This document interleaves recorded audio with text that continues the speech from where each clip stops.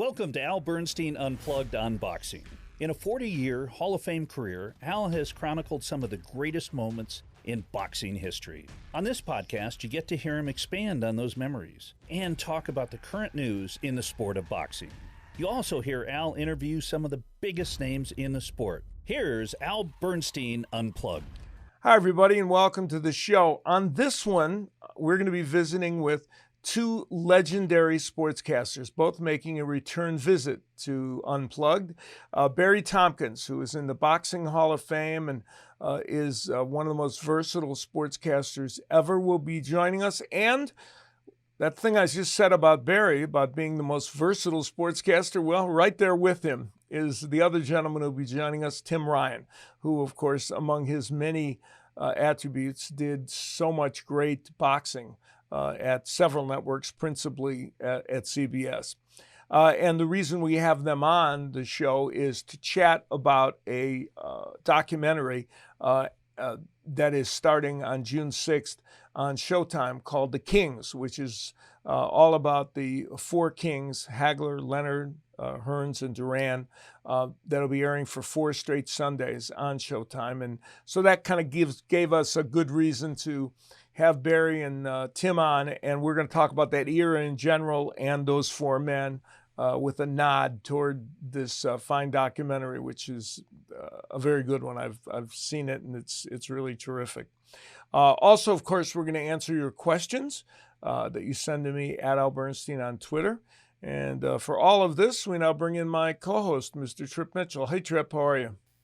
I'm doing great, Al, and I was lucky enough to move to Vegas in 1990, but during the 80s, Vegas was a small town, and you've alluded to that you'd run into a lot of boxers, and I bet you've got some Four Kings stories.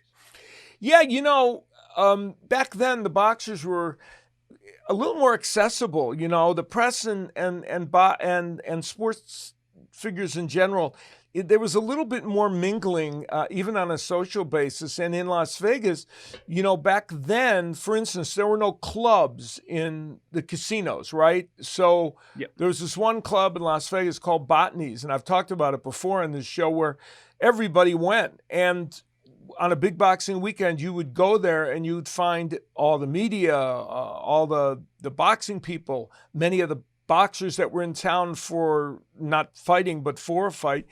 And there were many times when there'd be maybe 2 of the 4 kings or 1 of the 4 kings fighting against someone else. And you'd be there and you'd see Marvin Hagler over here with his group of people and Sugar Ray Leonard over here and Tommy Hearns over there, or maybe Duran, depending. And it was fascinating. And we had some very interesting interactions during that time. And, one of the things is that all those guys were fun-loving. They really were. And maybe one of the biggest surprises to boxing fans is Marvin Hagler, when I tell people that, to me, he was one of the most gregarious and fun-loving of all the guys. And most people know him as this dour, destruct and destroy kind of fellow. But he had fun, as did we all, back in the 80s in Las Vegas. Yeah, I'm sorry to have missed it, but I'm really looking forward to the Showtime documentary. Let's get to some questions. Joe Arias asks, what would be the best blockbuster match for Canelo post-plant and unification? Benavidez, Charlo, Andrade, or Mungaya? Well, yeah, he's referring to Caleb Plant and the possibility that in September, and the likelihood that Canelo will try and unify all the 168-pound titles by facing Caleb Plant. Should Canelo get past Caleb Plant, all those fighters that he mentioned could be in play as an opponent for Canelo. Now, the one that, while all those would be good fights, and I'd be interested in seeing all of them, one of the fight I think that is the most interesting to me is David Benavidez. Benavidez is a former 168-pound champion who never lost the title in the ring. Some were due to his own lapses outside of the ring. And I believe that that's the most intriguing fight. Now, for David Benavidez to get to that fight, he's got to beat Jose Uzcategui, which he's going to fight on August 28th. But the the synergy that makes that fight even more likely, in my opinion, or more appropriate is here you have Benavidez fighting in August, almost on the same schedule as Canelo fighting in mid-September. And so they're even fighting on the same schedule. So I think that would be the fight. And by the way, I think that would end up being a signature fight for both those fighters. Benavidez is younger and his career is not as far along as Canelo. But for both of them, this could be a fight for the ages. I just think it could be spectacular. So that's the one I would go with. Okay, Fernando Ortiz asks, who wins at 122, Manny Pacquiao or Salvador Sanchez? Well, that's fascinating. I will go and talk about the matchup, but the only thing I would say is I would want to see it at 126 pounds, where both men were at, I think, at their really good weight. That was the weight at which Sanchez fought all the great fighters like Gomez and Azuma Nelson and so many others, and before he met his very untimely death at the age of 23. And then Manny Pacquiao fighting the likes of Marco Antonio Barrera and Eric Morales and Juan Manuel Marquez. So if you put them in the ring at that weight, I guarantee you would end up with one of the most fascinating and exciting fights that we could ever possibly see. I think Sanchez is maybe a little more of a precise puncher than Pacquiao, than that Pacquiao at that point for sure. But the attacking nature of Pacquiao, which was so extraordinary then, would have been trouble for Sanchez because there were some other fighters that Sanchez faced that made a good fight of it with him because of their offensive skills. And Sanchez was a great fighter, had a few defensive deficiencies. However, there would come a time in that fight when Sanchez would land a beautiful straight right hand against Pacquiao. What would that right hand do to Pacquiao? Good question. And that is the question of the day. Because if it hurt him or if it was enough to turn the tide of the fight, then Sanchez is going to win. To me, it is a dead even pick'em fight with the lefty Pacquiao and the counterpunching offensive machine, the righty Sanchez. If I had to make a pick, I'd probably go with Sanchez, but it would be a very tepid pick. And that is one of those time travel fights that, man, I would love to see. So, but I would probably lean just very slightly to Sanchez. But I am a huge believer in Manny Pacquiao, especially down at those other weights. And it would be very few other fighters during the course of history that I'd pick over Pacquiao at that weight other than Sanchez.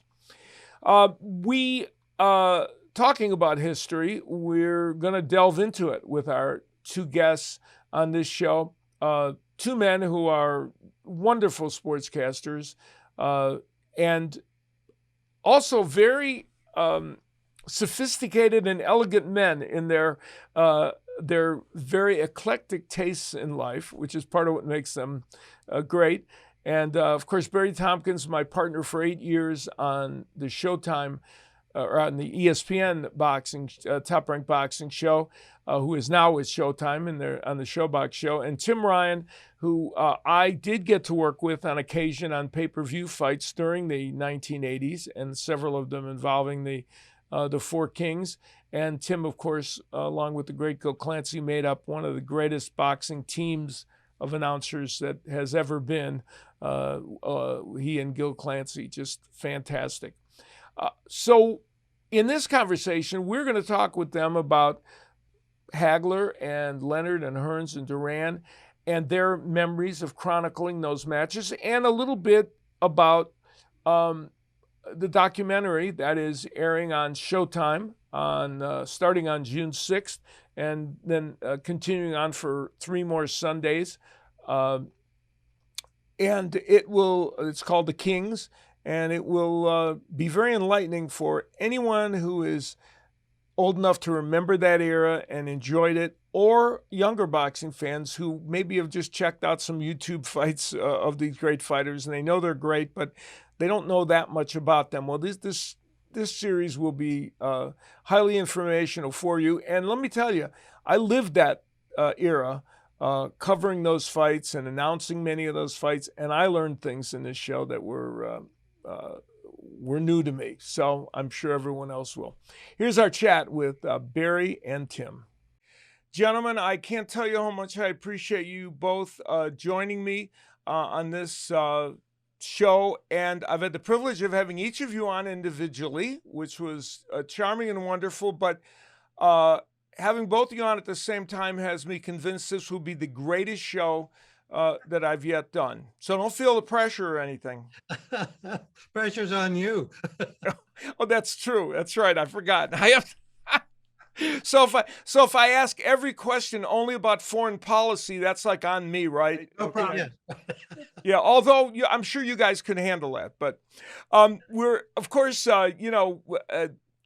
Tim, I'm happy to have you back. And when we last had you, we were talking about your great book on someone else's nickel, A Life in Television, Sports, and Travel, which is a delightful book that I can recommend to everyone. And one of the things that you talk about in that book, of course, is your travels and what you did during the 1980s when you were doing boxing, not only on CBS, but also many of the pay-per-views involving the Four Kings, which is our topic today in relation to the new documentary that's coming out starting June 6th on Showtime.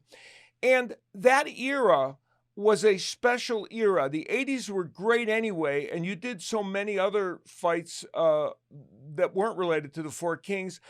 How much did the Four Kings, do you think, contribute to that being an extra special decade? Oh, no, of course that was huge because mainly because they fought each other and most cases, maybe every case more than once.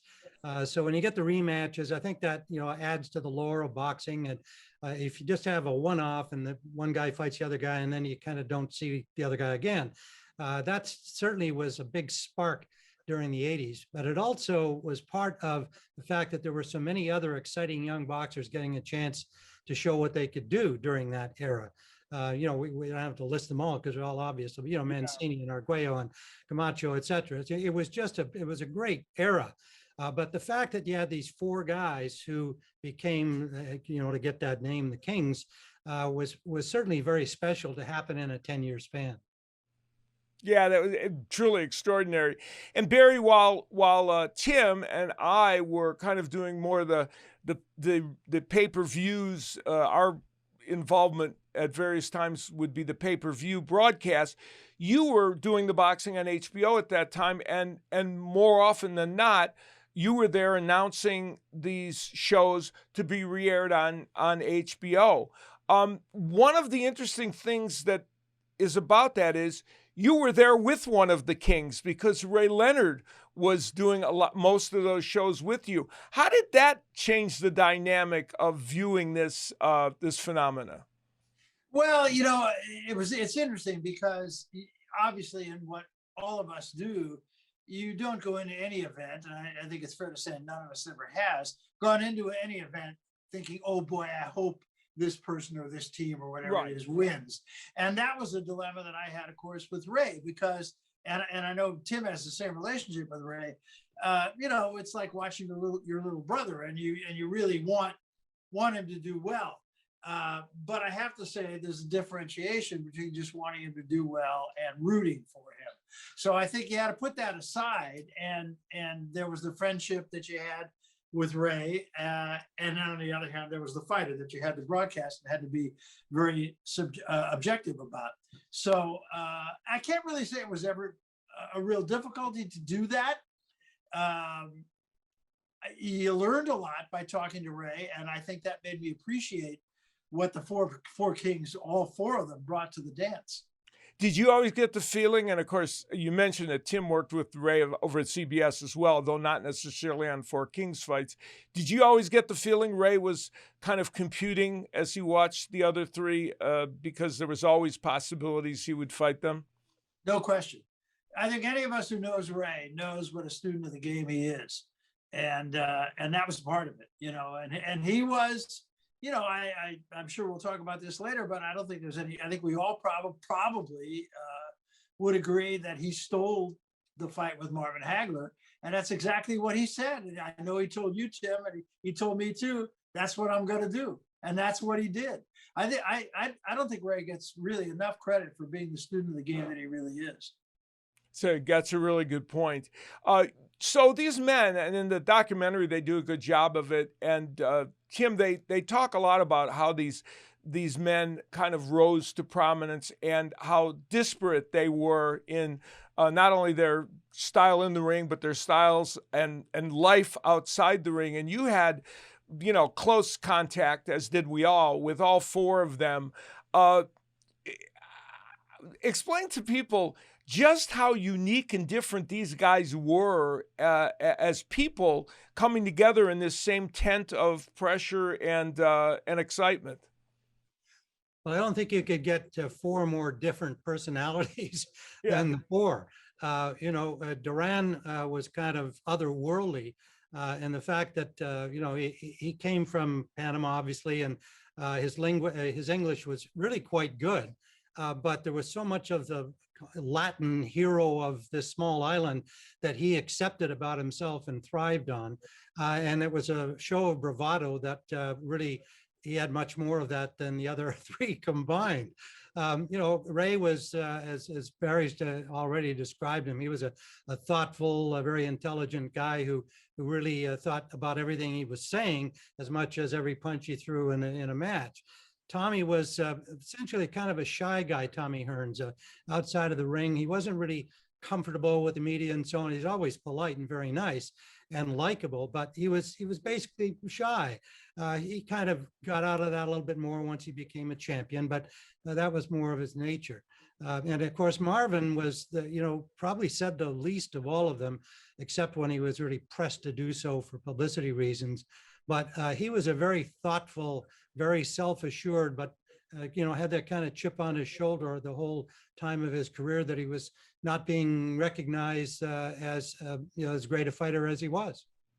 Yeah, it's a very good point. And all of us here had, back then the relationship with fighters was a little different than it is now. You'd be out socially more often, where you'd see them and you'd see their contingencies and their hangers on with them. And Barry, the social time of that time, by seeing Hagler and Leonard at Botany's in Las Vegas at a club, and Tommy Hearns there, it was a different kind of time than it is now, and it kind of added to the whole idea of these guys in this super competition. Yeah, I don't think there's any question about that, but I think it also really made us realize, and Tim touched upon this, of how different they were. I mean, talk about four, Tim already said this, but you talk about four diverse personalities. Couldn't be more so. Ray obviously loved the spotlight, thrived in the spotlight, handled people as well as handled his public as well as any celebrity I've ever seen. I never saw him refuse anybody an autograph, but I never saw him stop and engage either. I thought he did that better than anybody I've ever seen. Marvin, was a blue collar guy. He's a lunch bucket guy.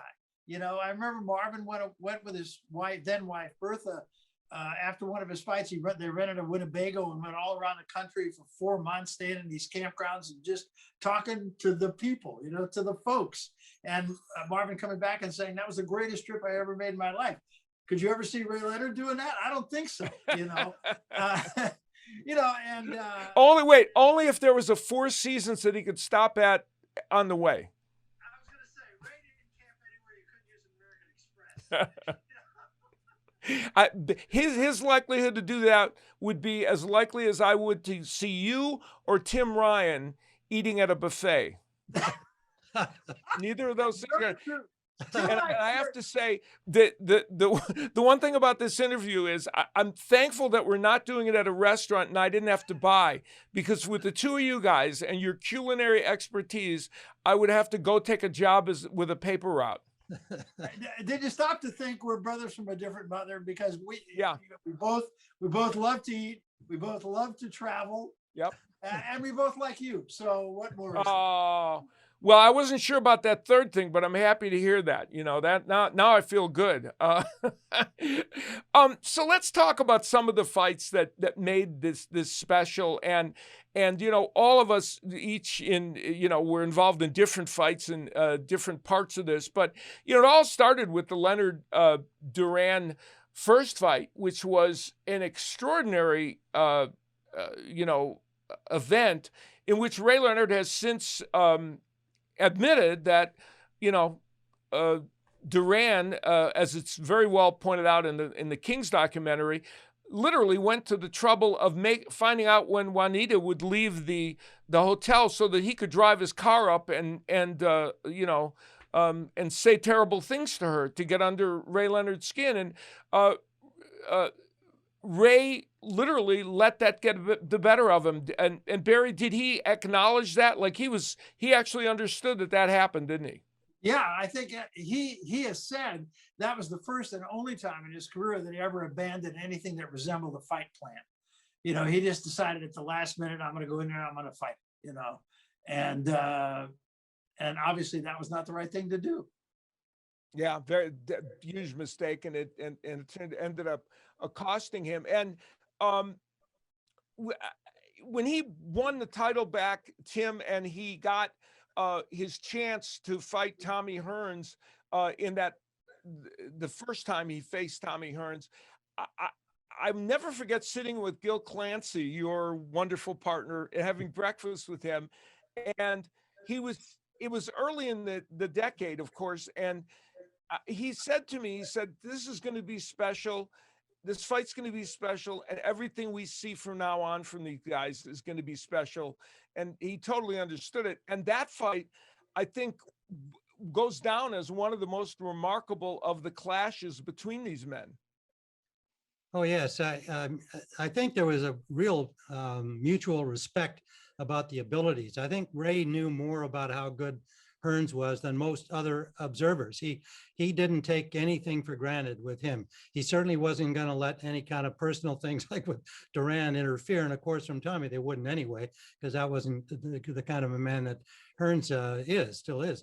And so, I think they were both confident, but they were both kind of, I don't think you could have, if you had cornered them in a corner of a ring and said, are you really sure you can beat that other guy in that other corner? I don't think you'd get a real straightforward answer. Interesting. Were you surprised that it ended up being Tommy Hearns, the boxer, completely, because he got hurt in round 6? And if that had been a 12-round fight, Tommy Hearns would have won the championship. He probably would have been ahead and won it. It turned out to be Hearns, the boxer, against Leonard, the slugger. Yeah, that was, I think, a surprise. I'm sure Ray realized, because he already had that much respect for what he had seen of him. But I don't think that he believed that would be the course of the fight, if you will, that he'd actually get outboxed by Tommy Hearns. But, Emanuel Steward was in some ways almost underrated until Tommy had so much success. But he had done a great job coaching him and training him in the gym in Detroit. Gil and I made a trip there, just especially, I guess it was obviously leading up to a fight, but somewhat in advance of it, a week or so. We wanted to see the Kronk gym, and our producers also wanted to do a little kind of a feature thing, as I recall, about the Kronk, because it was a good story unto itself, what was going on there in Detroit. And it was really impressive to see how the dynamic between Steward and Hearns. I think Emanuel gave Tommy much more needed confidence that Tommy didn't have in himself when he first started. Once he moved up the ladder and had a couple of good wins, then he, started to think and feel better about himself. But he was not anything like Ray or most of the other great champions on his way up the ladder and being so sure that he could do it. Interesting. That's intriguing. Yeah, and Emanuel, oftentimes, as great as he is and as much success as he has, we we kind of forget that he built Tommy Hearns from the ground up as a youngster. And had some other good fighters at Kronk too. It wasn't Hearns Oh, obviously gosh, yeah. was a big man, but he turned out a lot of excellent fighters. And I always just felt that he maybe didn't quite get his due in that respect as a great trainer. Yeah, you did so many on CBS, the Hilmer Kentys, all the fighters from that gym. You guys on CBS did so many fights of the Kronk fighters. Yes, we did a bunch of them, and now so long ago I couldn't come up with a list off the top of my head. Just going back to Manny, and I remember a great trip we made there, and he insisted that after we watched, I guess we were watching Tommy in that case, train, and now they're ready to leave the gym, and it was a beautiful day, and he says, "Oh, I'll drive you back to your hotel." Well, it was his real role was in his mind was that in his top down Cadillac Eldorado convertible, he was going to drive us through his neighborhood, which was essentially the Kronk neighborhood, and because he knew that all of the people in the neighborhood knew who he was, and they recognized that car immediately. And he's got Clancy and Ryan in the back seat. It was really a fun day. I remember that to this day. He'd say, "Well, wave at them." He was like coaching us, You see these people are all yelling out there, "Well, give them a wave," And so we just had a blast. And then we stopped somewhere at a hamburger joint and had a burger and so on. But that one sticks in my mind as a great day at the Kronk. a one-car parade. Yeah. It's really special. And Barry, you were at. I did the pay-per-view with Al Michaels on the Hearns Hagler fight, and you, of course, were announcing it for HBO on for the re-air. Tim, were you at? Did you announce that fight for anybody? The first Hearns Hagler, the Hagler Hearns fight? No. Okay, I don't know if you were there or not. No, I watched on television. It was ABC, wasn't it? Cosell and did the live. Well, no, I think, it was a pay-per-view because I did the pay-per-view on it, but then there was on Hagler Hearns, but then the HBO had the re-air of it. Barry, you were there of calling that, and of course you were there with Ray Leonard as he looked at that fight, and I felt leading up to that fight as we were during the lead up and that evening. To me, it was palpable. You could feel something dramatic was going to happen. We couldn't imagine it would be as dramatic as it was. Did you kind of feel there was something special in the air? Yeah, no, obviously not as much as Hagler Leonard. That was the one where you really felt right. it. I mean, I use that word palpable all the time to describe that one. So by comparison, no. But yes, it was that kind of fight. And it was a real crossroads fight, particularly for Tommy Hearns, I thought. And of course, all of us agree, everybody who did that fight, you hear all the broadcasts, we all basically said the same thing about the first round, that it was probably the greatest round of boxing we'd ever seen. I still feel that way. I kind of have that feeling, though. It's interesting, thinking back on it, especially having watched this doc, I kind of had the feeling, and even then, that Tommy had some doubt about whether or not he was going to be able to beat Hagler. Somewhere inside of me had some doubt. And I think somewhere in there was that I'm going out on my shield, and I think that's why he fought that first round the way he did. I'm going to get him out of there. I'm going to get him out of there quick. I'm going to give it all I got. And if that's not enough, so be it. And it was so be it. Yeah, that's for sure. I hearken back. The reason I bring that up is I hearken back, and this is only in retrospect. I didn't feel it that night, but I remember I had to go up to Grossinger's to do a story on Michael Spinks before he fought Mike Tyson. And so we were sitting after dinner. I was sitting on the front porch with Eddie Futch, who we all know and love. And I said to Eddie, I said, does he have any chance at all of beating Mike Tyson? And Eddie didn't say anything. He just went, and the way Spinks fought, however long that fight went, was he went after Tyson. He did everything he could do, and Tyson knocked him out. And I had that same feeling about what Tommy Hearns was thinking on that night against Marvin Hagler. Well, and the interesting thing is, of course, he came within an eyelash of maybe getting it done. First, he hurt Hagler with that first right hand, but that was what broke his hand, unfortunately. So that was, the death knell. But then the fact that if he could have hung in there for another round or two, those cuts might have caused the fight to be stopped, and Hagler might have ended up losing. Right, but I thought he lost his legs before the end of the first round. He did, amazingly. Yeah, I know, which was crazy, but that was an astonishing event to be sure, and probably one of the highlights of that whole Four Kings era, simply because it was so dramatic and so competitive. And Tim, that brings us to the question of how competitive they're. Some of the Four Kings fights were not competitive, but still exciting. Like, watching Tommy Hearns knock out Roberto Duran was exciting in its own way, even if it wasn't, competitive. And Ray Leonard winning a no-mas fight against Duran was unique in its own way, even though, again, it wasn't competitive. So just putting these men in the ring kind of commanded that there would be drama, didn't it? Yes, I think so. And I think that's, the premise of the documentary, which I must say they've done a good job with that. I might quarrel a little bit about the tie into the political. To be perfectly candid, I agree with you. And so do I. Yeah, but nonetheless, it was during that political era that these fights took place, and that's kind of another sidelight and a point of view. But I think that they do capture the personalities of these boxers and their strengths and weaknesses as their own wills, if you will. And I think that comes through very well. I thought some of the interviews were extraordinarily revealing. I mean, things that we know these guys, we were around them. I didn't know much about Duran because I was less around him, but the other three for sure.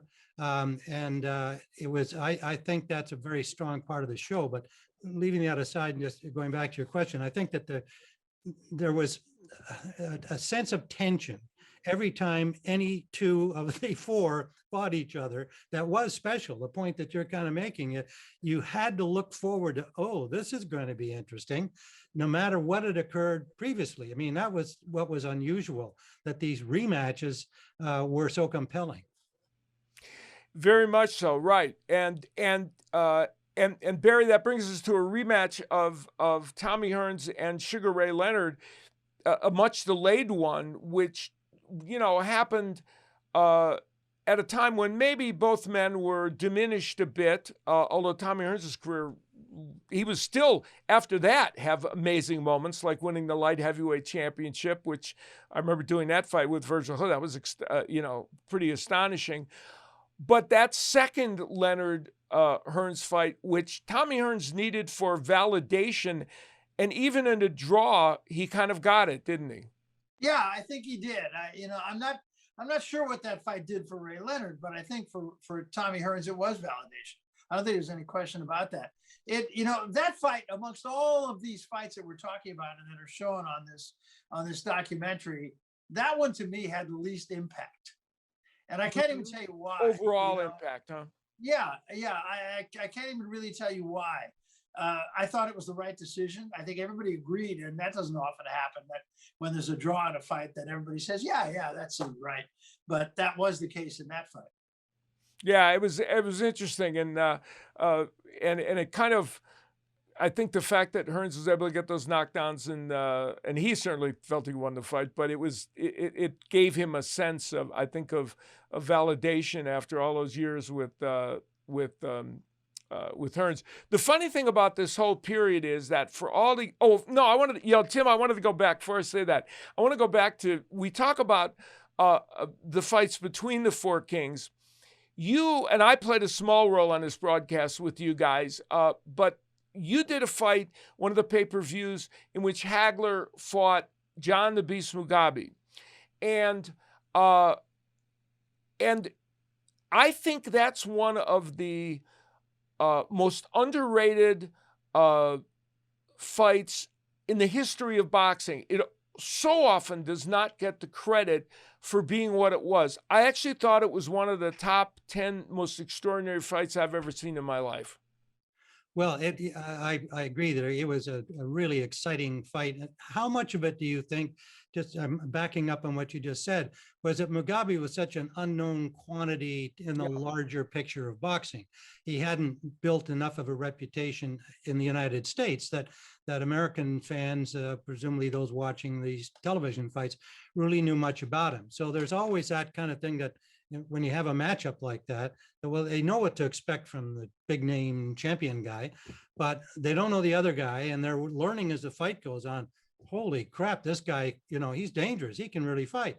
And we've had a few others like that over time. But I think you make a good comment there. I was just thinking, for instance, Oscar Bonavena was a pretty darn good heavyweight fighter, and there were others like that would come to mind if we kept talking here all day. Each of us had come up with some like that. But yours about Mugabe, particularly because he was in there against this, terrific, well-known champion fighter. It was an underrated great fight. It really was astonishing, and I made a faux pas on that fight that I will admit to you guys right now, that afterwards I was interviewing on that broadcast. I did some work on the undercard, and then I occasionally chimed in during that fight with you and Gil, though very gingerly, because I don't want to stop, as I've told you before, on the few telecasts when I was on and I was allowed to talk with you guys, I don't want to get in the way of Ginger Rogers and Fred Astaire doing a dance together. So, Barry, I was very careful to not get in there and say too much, but occasionally I'd make a comment. Wait, which one of us was Ginger Rogers? I have to ask. Well, I'll let you. Tim's Gil isn't around now to get mad at us, so I'll let you be Fred Astaire. And but I'll tell you what: if he were still alive, as you well know, I would definitely make you Ginger Rogers. Yes, and I wouldn't blame you on that score in that circumstance. Would not want to risk his wrath, right? But in the interview afterwards, it's so funny because it's going to lead up to what we're going to talk about next. I think that Marvin was leading up to retiring that night, or kind of retiring, and I kind of cut him off. I was doing the interview, and he said there were all kinds of things going on. He said, "Would you mind if I left?" And I thought he meant he wanted to leave the interview. And I said, "Oh, no, Marvin, that's, it's okay." And he looked at me kind of funny. I think what he was trying to allude to is, would you mind if I left the sport? And later I talked to him about that, and I said, "Were you trying to say you were thinking about retiring?" He said, "Well, I was going to joke with you a little bit about it." I'm like, "Oh my God, I just ruined that." And I may have ruined Marvin Hagler's potential retirement announcement. So maybe not my most shining moment, huh? All your moments shine. Yeah. But the interesting thing is, so now we have Marvin Hagler deciding whether he's going to fight Ray Leonard. And during that period, Barry, when you were with Ray, and probably Tim, you may have, was Ray still doing any fights with you, Tim, on CBS at that point? I can't remember really. I don't think he was.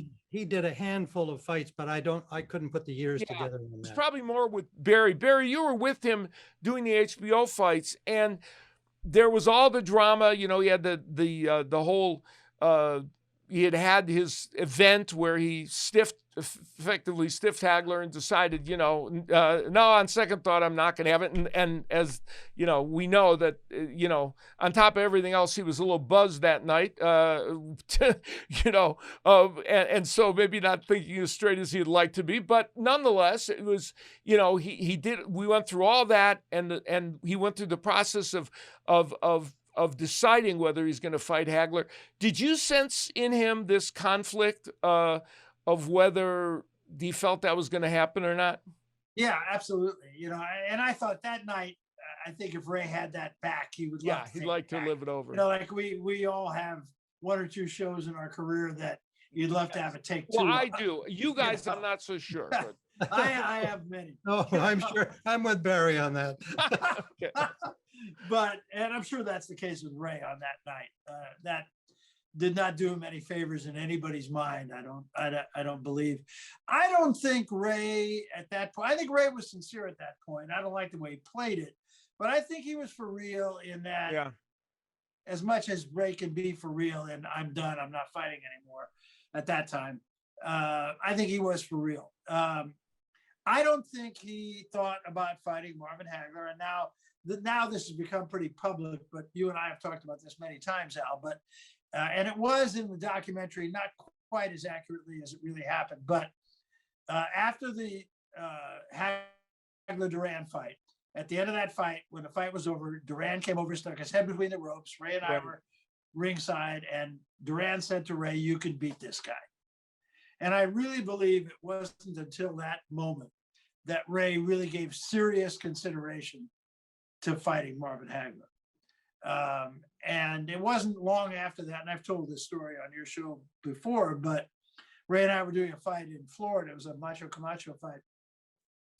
And Ray called and said, "Let's have lunch." And he had chartered this boat. And so we're sitting up on the bow of the boat, and he said, "You want to know how to beat Marvin Hagler? Here's how you beat Marvin Hagler." And he laid out exactly the plan that he used. It was more than a year later to beat him. You know, that was you have to flurry 3 times for 15 seconds in every round. And you have to be sure to do it in the last 15 seconds of the round. And he said, "You'll steal the fight." And I think that's obviously, in my opinion, at least, that's exactly what he did. I think all of us agree he stole the fight. But that was before the fight was even signed. That was like 3 months before the fight was even signed. And he never wavered from that. That's exactly how he trained. And that's exactly how he fought him. It is indeed. And Tim, you and Gil did that fight together. And, I love the call you guys had on it for a variety of reasons, because you picked up on the ebbs and flows of that fight beautifully. And that was one of those fights that, in my opinion, required that, because there was a lot of subtle shifts back and forth in that fight. Were you surprised that Hagler came out and fought right-handed for the first 3 rounds? Well, Gil Clancy was shocked. Yeah. And he said so. I mean, he didn't use that on the air. He was quick to comment on, what's he doing? Why is he doing that? This is not what he should be doing. He's giving away rounds here early on because he's not effectively fighting in the opposite direction of his southpaw. So we're naturally very cognizant of how that would play out when he went back to orthodox. What's happening now? Is he able to gain back from what we felt he had given away? Right. And that was going to be in doubt the rest of the way, because neither fighter was able to really start to dominate one or the other. It was very close all the way, but you had to keep thinking back. Man, he gave him 2 or 3 rounds right there at the outset. And when he did turn back to lefty, there were he had some very good moments, Hagler, especially in that 9th round and going through as he continued. So things shifted back, and it ended up being, a very close, what looked like a razor-thin fight. How shocked were you to hear Jojo Guerra's scorecard, number 1? And I'm going to ask you this question. I'm going to ask the esteemed Mr. Tompkins this question as well, which you can demur if you'd like. Number 1, how surprised were you about Guerra? And 2, who did you think won the fight? Well, number 1, I guess the oldest line is, what fight was he watching, right? Yeah. It was absurd. And I hate to think that, because naturally in the sport of boxing, there are going to be thousands of people who are going to say, "Hey, this guy was on the take," whatever, and I'm not prepared to go down that road, and there's no evidence. And I don't know, again, what fight he was watching. In terms of the finish of it, I've told the story several times. I had Hagler winning, by a point, and Gil, it did as well. And so the next morning, because we saw Ray after the fight somewhere, somehow, in the gathering of all of that stuff that goes on. And Trainer, I knew this, that Trainer, his manager, Mike Trainer, had a video set up in his offices or wherever. We somehow, I was able to get the CBS tapes, and I had said to Ray, he asked us, "How did you score it?" And I said, "Well, I had Hagler. Sorry, Ray, but I had Hagler close." And Gil said, "Well, I had you close, but it was." I could easily go the other way. So now Ray's a little kind of like, hey, hey guys, kind of that attitude. So I said, well, let's look at it tomorrow morning. And I didn't think he'd agree, and he did. So we set this up in trainer's office. I got the video from CBS, and we played it the next morning. We watched the whole thing. We had our score cards, Gil's and mine from the night before, in front of us. And of course, Ray would debate every round that we said, okay, that was Hagler's or me or Gil, whatever. And he debated immediately. No, well, maybe that one. And it was like he was actually scoring the fight himself as we were going along. And it was great fun. And I must say his attitude was terrific about it. Of course, he got the decision, so he was in a good mood anyway. But he'd be on me for, how could you know I won that round? And we had a great time doing it. And I respected and loved him even more for him, taking this on. But I also knew that he was damn curious about seeing that replay right then and why we thought, or I thought, that he had lost the fight close. He wanted to be there to do that. Otherwise, he'd still be in bed with a hangover. Yeah, for sure. Barry, so I'm going to ask you two things about it. I'm going to ask you your opinion on who won. And did you do did you do that fight? Well, wait, you and I were together already by then on ESPN, weren't we? No, I did that. That was still HBO.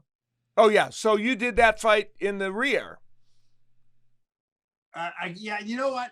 Tim and I were talking about this the other day. Which did you do live? Which did I do live? Yes, right. Neither one of us. Maybe this speaks to us. I don't know. But it's neither one to remember, isn't it? Which fight we did live and which one. So I couldn't honestly tell you. If you asked me, I would say it was live, but it probably wasn't. Yeah. So but anyway, so you after you looked at that fight and did it and whatever, what was your final opinion of who won the fight? Well, I had Ray winning it as close as Tim had Hagler winning it, and had the cards been, had that one card not been as crazy as it was, right? Exactly. You can make a case either way, right. And I wouldn't have argued either way. I felt like, well, like I said, I felt like Ray stole the fight. He did exactly what he told me he was going to do, and he went out and did it. I thought, there were many rounds in that fight that you could say you could make a case either way. It was a close fight. That's like a lot of them are. And so I had Ray close. That one scorecard that's so lopsided. And it's funny, I was talking to somebody about it just this very day, and they made the point that what if social media were then? Oh my God. Now, there would have been hell to pay. Oh. Twitter would have literally exploded, right? Yeah, that is pretty crazy. Well, I'm gonna say that I lean toward Tim's idea. I thought Hagler by the narrowest of margins, and you speak to the point that nobody would have a problem with it being a narrow, split one way or the other. I bumped into, was it Lou DeFilippo, right? Who had scored it for Hagler. He was one of at the airport, and he was almost kind of sheepish. He said, that's the way I saw the fight. I said, well, I saw it that way too. So he was, because he probably was worried that he was going to get, get a hard time over it. So this era comes to an end with a lackluster fight with Roberto Duran and Leonard at the Mirage. It was not very. I remember hosting with Jim Hill, and I believe Tim, you called that fight. It was outdoors at the Mirage, and it was just felt meaningless, and it wasn't a very good fight, but it put an end to the rivalry of the Four Kings. And when you guys look back at that, at those men and that era, is it something that could ever be duplicated, or is boxing such a different sport, and are we in such a different space that we could never feel that kind of rivalry again? You take that first, Barry, while I give it another thought. All right. There you go. Good. I think nice stall, Tim. my simple answer, Al, would be no, Yeah. And the reason for it is now, there's too many chefs. Yeah. If you're on Showtime, you're not going to be on Fox. If Yeah, you're on that's Fox, right. you're not going to be on ESPN. If you're on ESPN, you're not going to be on either of the others. Right. So as a result of that, we're not getting those compelling matchups at the time that they really should be Right. fought. And I also think that boxing then was, and this is witnessed in the documentary where Dan Rather is talking about the fight upcoming. Sure. And some of the big news people are talking. Tom Brokaw was on there talking about the fight. That's not happening anymore. And I think boxing was much more of a mainstream sport then. And now I think it's become a niche sport, and that it doesn't affect the ratings. It still has very solid ratings, but, I can only speak from my own personal, I live out here on the West Coast, as Tim does now too, although it's now the Canadian West Coast, but people don't talk about boxing. I bet I don't have a friend, not anybody that I know outside of the industry who could tell you even one champion. If you ask them name a boxer, they would probably say Floyd Mayweather and Mike Tyson. Yeah. And I think that's the rule rather than the exception. So it's become a niche sport, and for that reason, and the fact that there are just too many people involved in it now on the promotional end, I can't see that era ever happening again. Yeah. What do you think, Tim? I'd agree with totally with Barry's description. I couldn't add to it because that's been my feeling too. Even to the point where I find myself kind of seeking out the fights I should watch rather than just be a fight fan tuning in every week, whatever, to see what's there. And we don't have the compelling figures in the ring that this era did that we're talking about of the 80s. In the time of the Four Kings. There's one or two people that suddenly get some attention. I don't think boxing has been helped by, God forbid, the cage fighting world and the growth of that. I can't deal with it, frankly. I don't consider it a sport, but it has drawn an audience.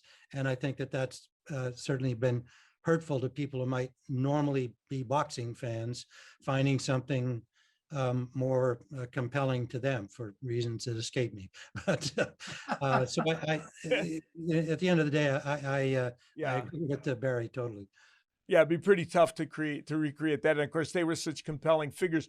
The thing that came closest, I think, afterwards was the four-man rivalry of Marco Antonio Barrero, Rafael Marquez, Juan Manuel Marquez, Pacquiao, and Eric Morales, in which these four men in the early 2000s fought each other and put on fights that were so staggeringly good. And I think that was they're viewed as the Four Kings in a way by the Hispanic audience of boxing. So they kind of came close to it. But yeah, it'd be a very difficult thing. So now my most important question of this whole interview is, if Barry Tompkins and Tim Ryan decided tomorrow, and maybe this will happen based on this interview, to start up a restaurant together, okay, what cuisine would it be? What would you guys agree on in terms of how it would be presented and what cuisine? Because you've sampled and have expertise on every cuisine. Good, Timmy, take that one. Yeah, well, I'd have to go Italian because my wife's heritage is there. She's a good Italian cook herself, and her grandmother taught her an Italian from Italy taught her. So I'd have to go Italian, with French is a very close second, because we spent a lot of time in France, and that would be a close one. But like in boxing, I'd give a 1-point edge to Italian. There you go. And Barry, would he be able to convince you to go with Italian as part? I love Italian food, but of course I'm Jewish, so obviously it would be Chinese. Actually, yes. Mandatory. And here's what I think would happen. I think you guys would ultimately end up making a compromise, and it would be French. That would be where I would go with that. That I think that you'd end up compromising probably and going there. So here's another question for you guys. Did you two ever work on the same show anywhere? Obviously, you're both hosts, but did you guys ever work together on the same show? I don't think so. No, probably Barry- not. No, I don't think so. Well, we did local news at WNBC in New York. Yeah. Oh, which right. I owe to Tim Ryan. I mean, Tim was the guy that he touted me to the people in New York and called me when I was leaving San Francisco. And that's how I wound up working in New York, was because of Tim. Tim and I, incidentally, I've known Tim probably 20 years longer than I've known you, Al. Yeah. Which was really scary. Tim and I met when he was doing hockey out here in the Bay Area, and I was doing local news. And that was, I think, in what, 1927, was it? Somewhere there. Not quite. Hey, don't beat me up too much. It was 1967 to 1969, the California Seals, first NHL expansion and all of that. And yes, we met during that era. That means we're just about 50 now, aren't we? Yeah, I think that's Well, right. yeah. We were Very very young. good math. Yeah.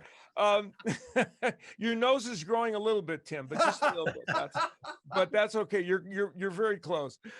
You guys are two of the greatest sportscasters that have ever lived, period. End of sentence, end of paragraph. And if somebody wants to find out a little bit more about not just Tim as a sportscaster, but Tim's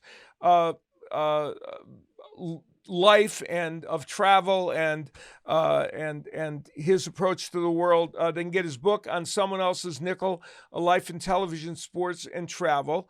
No one has yet talked you into writing a book yet, Barry, which I feel is a personal failure.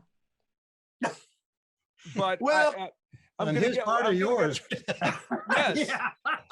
Personal failure on my part that I haven't convinced you, and your wife, who of course is, probably you don't want to write a book because it's daunting when you have somebody in the family who's such a great writer, right? Yeah, you know what? You are a fantastic writer. Tim and I had a conversation just the other day, and I kept mentioning my wife, and I never mentioned Tim. Her name is Ryan. You know? Yes, good point. Yeah, very good. I'm married to Ryan. Not only do I have a good friend. Oh, I thought you were going to say you gave her that name after knowing me. No. No, Joan Ryan, oddly enough. So think about that. Joan Ryan has her own resume. Right. Yeah, that's for sure. Yeah, very much so. Gentlemen, I can't tell you how much. People keep talking to me about writing a book, quite frankly. And I thought Tim's book was so good. And I really mean this. If I were to write a book, it would probably be of that ilk. And I'm sorry, but that number's been taken very well. You know? Well, yeah. It's funny, when I was reading Tim's book, I was thinking of you, and I was thinking that is exactly the way you would write it. But we'll get one out of you before too long. I'm confident. Hey, you guys are the best, and man, I really appreciate you taking the time to do this and just remember all this great stuff. Well, I certainly recommend folks who love boxing to watch the documentary. It's extremely well done. I think may mention it earlier. I know Barry feels this too. The interview portions with the principals, the Kings, as best they could, particularly obviously with Leonard and to a lesser degree with Hagler. They got some excellent stuff that a lot of boxing fans wouldn't have heard otherwise. So I commend the producers in that regard. Yeah, very well done, I think, and really worth a watch. And can't tell you how great it's been to be with two guys I not only really respect, but have such a long time friendship with. This has been great. Likewise. All right, guys, thank you so much. This is a great treat, and maybe down the road I'll corral you again. And what I'll do is I'll do it on a special. Perhaps if there's a special culinary day that I can get you on, I'll bring you on for that. We should just do it around a table. We don't have to do it on Zoom anymore. I like that. It's kind of like comedians in cars or whatever it is, right? Exactly. Now you're on to something. We'll do that. Let's gather. We'll get you in Las Vegas once the doors are open everywhere now. I love that. That's a Yeah, great that way idea. you get to pay. Yeah, hey, and yeah, exactly. I knew that I was going to have to pay. And what's the great, Barry, where's the French restaurant that we go to here in Las Vegas? We get to pick the place. That's all. Yeah, I know. If you're paying, Yeah, I'm we sure pick the you're going to place. get to pick the I place. think that's fair. And my wife will divorce me when I go broke. But other than that, don't feel guilty or anything. All right. I love you guys. Take care. Thanks. Great to be with you. Great to be with you. So I hope you enjoyed the chat I had with Barry Tompkins and Tim Ryan, two wonderful guys. And Chip, I think everybody that sees them can see why they're so enjoyable to be around and why they have had these long and great careers as sportscasters. Well, two of the nicest guys. And, I there might be a couple jerks out there, but by and large, the announcers that I've met involved in boxing are really good guys, and women for that matter. The vast majority of sportscasters in general, I agree with you. Every career and every group of professionals is going to have some people that you might not dig. But for the most part, yes, I agree. The vast majority of people that I've worked with, and you're pointing out it's the same for you, have been really delightful, have been fun, and have wanted to just get the job done and enjoy life. And they certainly know how to enjoy life. As we said during the interview, we talked about their amazing culinary expertise when it comes to picking out expensive restaurants. Barry and I, we started out the ESPN series, and we would dine with the producer, director, and several other of the production team. And as we went on, it kept culling its way down because everybody was bailing, because we literally were doing a show a week. And Barry chose the restaurant pretty much every week. And after a while, every week was, for some of the folks doing it, it was an expensive proposition. Eventually, it was down to Barry and I, and to support that, I had to get a paper route. So that was, we lost everybody. And I said, Barry, we could try to eat at a more moderately priced restaurant, but he was having none. Well, yeah, I mean, it's not Barry. And one of the projects I've talked that I would love to see you do is write a book about those days, the ESPN traveling circus, because you guys were one of, if not probably the first live broadcast that ESPN would do, which seems so foreign now with all the networks and all the broadcasting, but you guys represented ESPN in the beginning. Yeah, that show was ESPN at the start. They had monster trucks and a few tennis tournaments that they re-aired, and some football games that they'd occasionally re-air, and boxing. And boxing took up most of the time on the network. Our Top Rank series, we did 40. I just said this the other day to my son. He was like saying, "Really? We did 48 shows a year." Which is the most, I think. Top Rank undertook that proposition to do it, and I can't believe, to this time, there has never been a series that has been that active and done that many shows. Close was the USA Network series at the same time. They were pretty close. They did one a week for most of the year, and I'm going to say maybe even as much as us. But since those two, there's never been a series like that. Well, great. And want to switch subjects to one of the nicest guys in boxing, Nonito Donaire, with a wonderful win, and you got a chance to cover it. Yeah, Nonito Donaire, at age 38, did something extraordinary. He this past week fought Nordine Ubali, a very, very good fighter, an undefeated bantamweight champion who was a two-time Olympian, 34 years of age, but the only reason he's a little more advanced at 34 is because he turned pro so late. He was not a shop-worn fighter by any stretch of the imagination, and I've been in the kind of ring wars that Donaire had been in, so Ubali went in a slight favorite in the fight. Nonito Donaire told us all in advance that he knew how to counterpunch Ubali coming in and knew his pattern, and that would be the key to the whole thing. That's exactly what he did. And back at 118 pounds, which was the the original weight he had. And for many years he went up in weight, and I always thought that was a mistake for him. And how you can get back down in weight, very few fighters do it in their late 30s. It's almost unheard of. Coming back down to that weight, he retained his power punching, and he knocked out Ubali with some amazing counter punches, left hooks mostly, some uppercuts, and he served notice that he's back. And now we have a Showtime match later in the summer with John Riel Casimero, the bantamweight champion, taking on Guillermo Rigondeaux, a former foe of Donaire back in the day at 118 when Rigondeaux beat Donaire by decision in what was a really big fight at that time. So he could face the winner of that fight, or he might want to face Naoya Inoue, the man who we've had a fight of the year with about a year ago, which he lost the decision, but showed that he was back in great form. So the world is Nonito Donaire's oyster, and what he did was truly extraordinary on what was a great night of fights. Actually, our third or fourth straight night of excellent matches. So that was a lot of fun.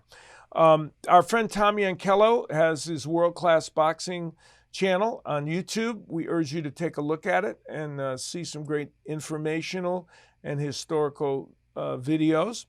On our next show, we're going to be chatting with Angelo Leo, who will be participating on a future Showtime event. And he's a terrific fighter at 122 pounds, a division that is loaded with good fighters. And so we'll have that next time out, Trip. Well, can I get your blood pressure up before we go? Sure, go ahead. I got one more question. Dr. Oh, Rob excellent. Bell. We got another question. Very yeah, good. but okay. And I don't want to end on a controversial note, but this is the sport of boxing.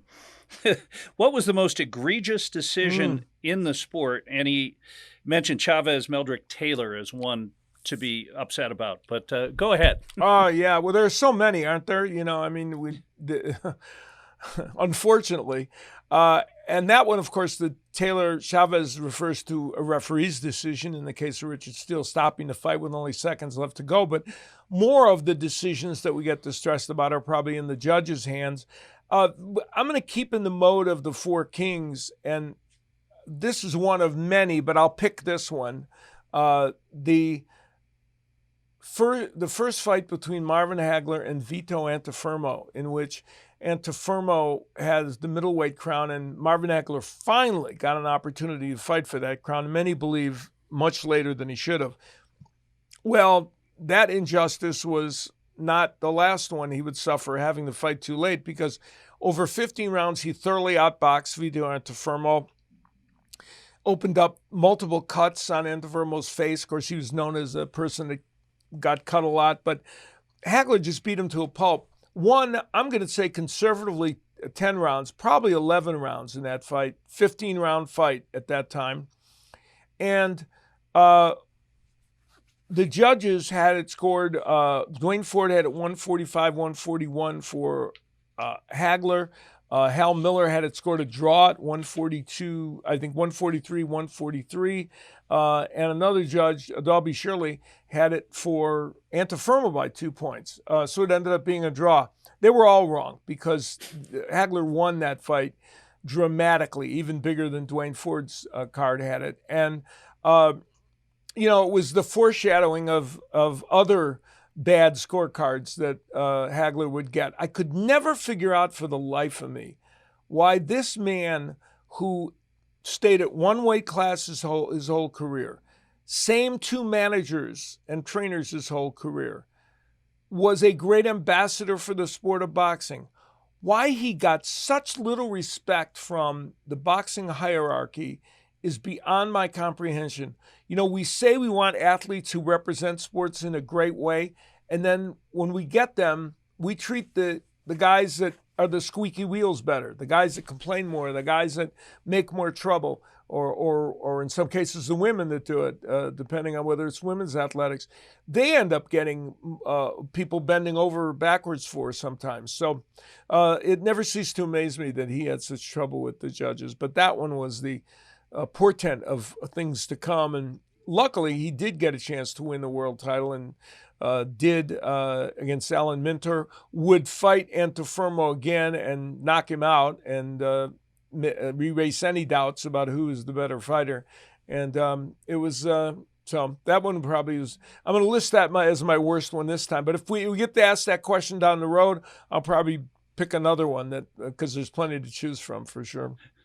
Well, thanks to Barry Tompkins and Tim Ryan for visiting with us today. Thanks to the folks at Let's Do Something Productions for making this possible. My thanks to Tripp for his fine job as always. And most of all, thanks to you for checking out our show. I hope you enjoyed it, and we'll see you next time.